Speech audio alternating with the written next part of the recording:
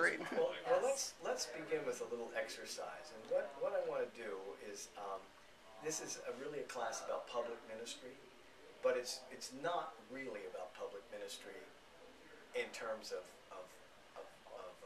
content or strategy or even sending people out to do public ministry.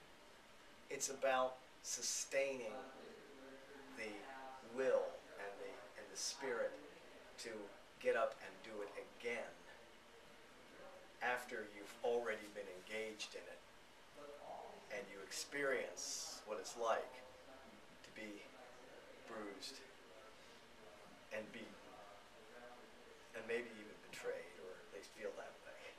So what happened when I was talking with a very good friend and colleague earlier today about this, just kind of going over some things, I just told him the title, and he read it to be what I would call objective.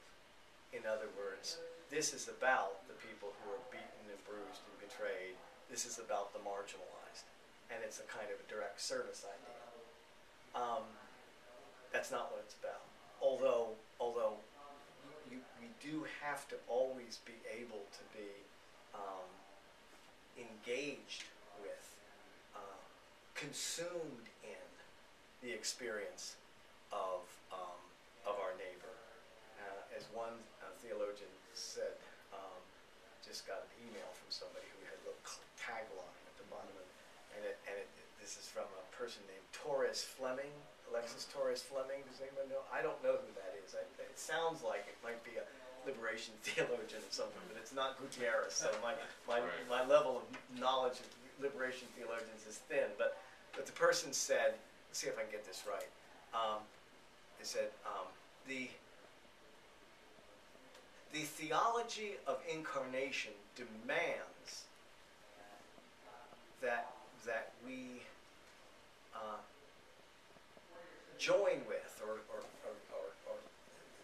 be sunk into that which we seek to be redeemed.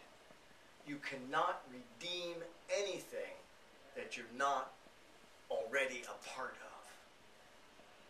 Now, that's good theology. That's good classic liberation theology. I think public ministry is about that. So in a sense, my friend is absolutely right. This class is about that objective group of whoever it is that's suffering, because that also draws us to the subjective question of our own suffering. But what I really want to deal with is what it's like to basically try and get knocked down and then get up and do it again. And that's why, and public ministry still, parentheses, welcomes you.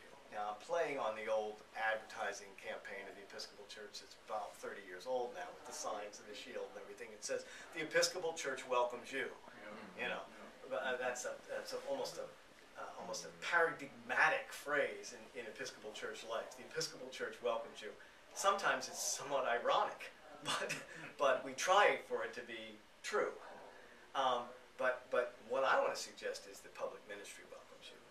And to welcome is to say we understand the hurt that you have in trying to be advocate and servant at the same time.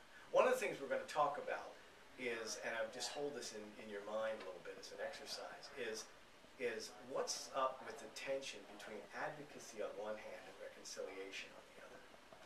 Can those things live with each other? And that's something I'd like to kind of get to a point where we can talk a little bit about that. I'm going to move us through some resources to get there, but that's really the big question.